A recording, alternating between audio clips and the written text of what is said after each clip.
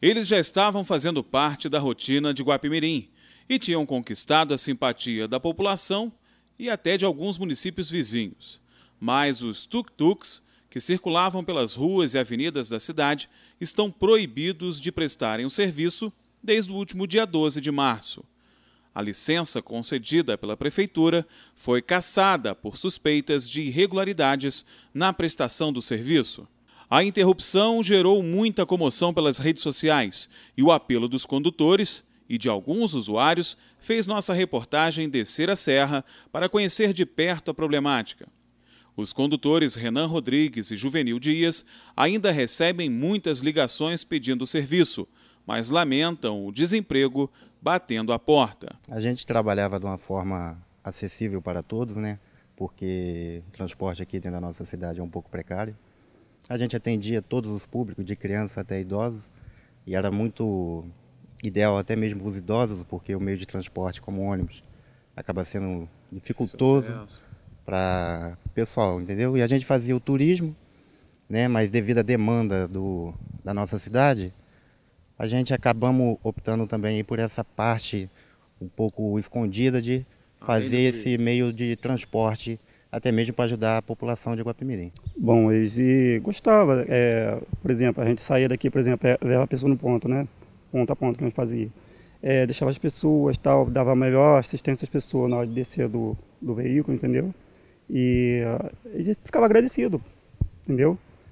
Por isso a gente desliga pedindo para voltar ao nosso trabalho, entendeu?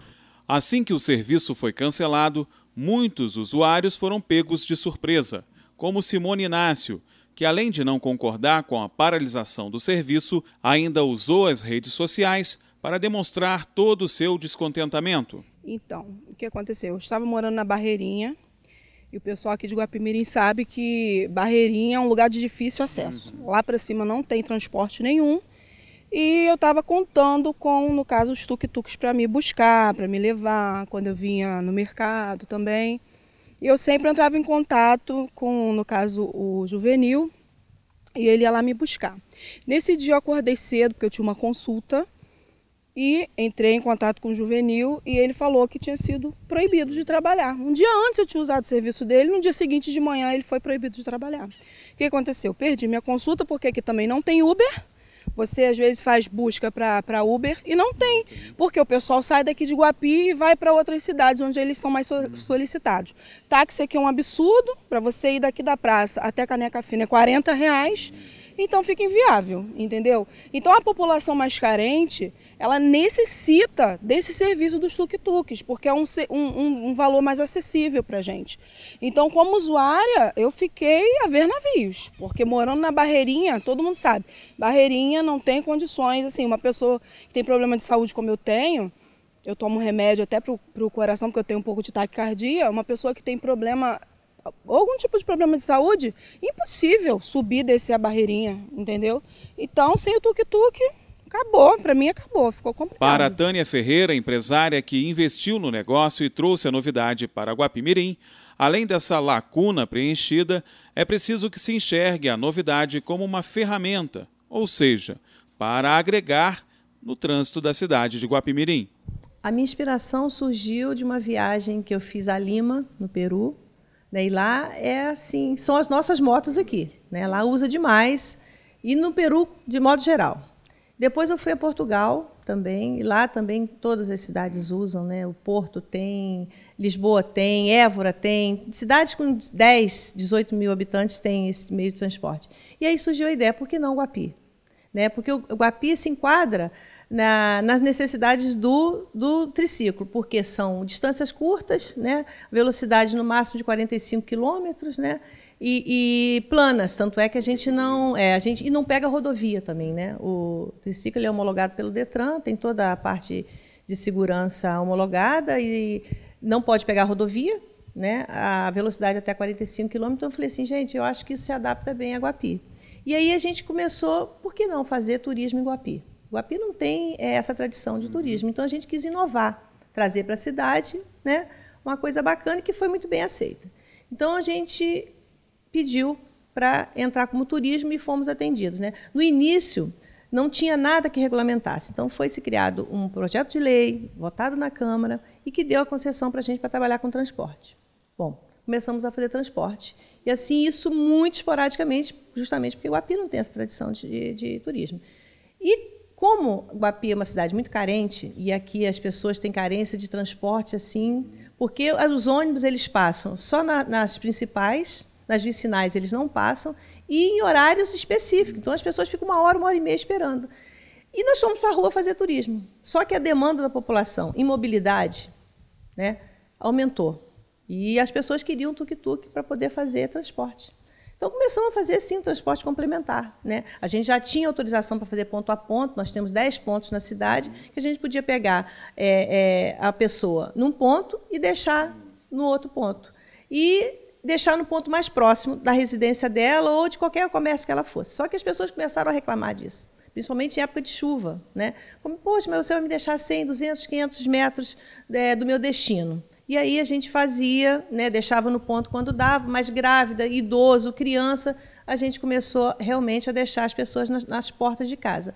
E aí criamos problema com a prefeitura, porque como a gente tinha autorização para fazer transporte e começamos a fazer um transporte complementar, eles cassaram a nossa licença, né? Hoje a gente está proibido de fazer e, para minha surpresa, né, era um serviço que começou tão modesto, né, começamos a fazer turismo. No início fazíamos 10%, 20% de turismo. Hoje a demanda aumentou muito para turismo, tanto é que no último feriado agora a gente teve muita procura. Essa semana mesmo eu tive alguma coisa já de procura, mas para transporte é muito grande também. Então, assim, eu peço para a prefeitura ouvir a população, né? Porque assim, foi um investimento privado, né? Não tem nada a ver com política.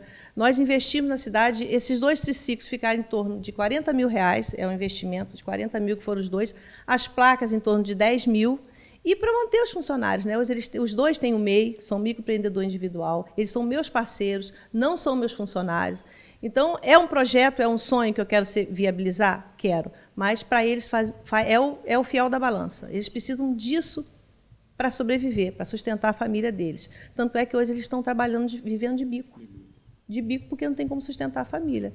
Então, é um apelo que a gente faz à prefeitura. Segundo o secretário de Segurança Pública de Guapimirim, além do desvio de atividade que está previsto na própria norma que autoriza o funcionamento do transporte, outras irregularidades também foram verificadas.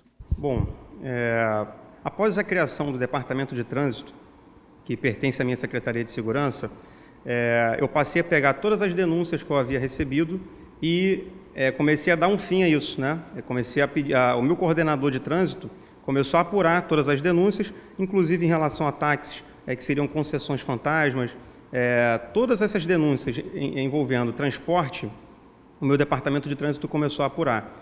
Então, eu recebi muitas denúncias de que esse veículo ele estaria realizando transporte alternativo, exercendo uma bandalha, né? Ao invés de estar atuando com a finalidade fim, que seria, no caso determinada pela lei municipal, que seria o turismo. Então, o que nós fizemos? Um levantamento de campo, a minha equipe começou a registrar, né, todas essas atividades de transporte de passageiro de forma irregular, que não estava em acordo com a lei. E na própria lei municipal, que foi aprovada agora em dezembro de 2017, tem um artigo 3º que trata do seguinte, que se houver o embarque e desembarque de passageiros fora dos pontos previamente determinados pelo município como pontos turísticos, a cassação deverá ser imediata, a cassação da autorização. Então, esse foi o motivo da cassação, tá? Além disso, no meu despacho, eu fiz questão de relatar outras irregularidades que foram encontradas nessa autorização. Por exemplo, não foi anexado ao processo a cópia da carteira de habilitação dos condutores. Essa é a exigência do Código de Trânsito. Tem que ter uma observação no campo devido que eles exercem atividade remunerada. Tem que ter um histórico de antecedentes criminais, de acidentes de trânsito desses condutores. São várias exigências. O veículo tem que ter chapa vermelha, né, porque é um veículo que exerce atividade remunerada. Então, assim, o prefeito Zelito Tringuelê, ele tem uma preocupação muito grande com o turismo, sim. A cidade tem um potencial turístico fantástico, só que ele também entende que tem que ser um turismo com responsabilidade, né? A preocupação com o usuário é muito grande, porque se acontece um acidente, enquanto está tudo muito bem, é tranquilo, mas se acontecer algum problema, aí depois o poder público não pode ser omisso, ele tem que atuar. Então, a Secretaria de Segurança, Ordem Pública e Defesa Civil tem essa atribuição, eu tenho que fiscalizar, e foi diante dessas irregularidades que eu te citei agora e mais outras que a cassação foi determinada, e o que eu vejo agora como solução é a pessoa se adequar, né, e tentar novamente fazer uma nova solicitação ao poder público para poder passar de novo pela análise do prefeito, né, da administração pública, para ver se há interesse em manter esse serviço no município.